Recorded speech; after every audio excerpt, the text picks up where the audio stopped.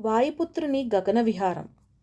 అంజనావరపుత్రాయ రామేష్టాయ మహాత్మనే సర్వలోకైక వీరాయ భవిష్యద్బ్రహ్మణే నమః. దేవతా గురువరేణ్యుడు బృహస్పతి బాలాంజనేయుడిని స్తుతించి పుంజిక స్థల వైపు ప్రసన్నంగా చూస్తూ, అమ్మా, నీ శాపం తీరడంతో పాటు ఈ జన్మానుబంధం కూడా తీరిపోయింది. నువ్విప్పుడు అప్సరసవి.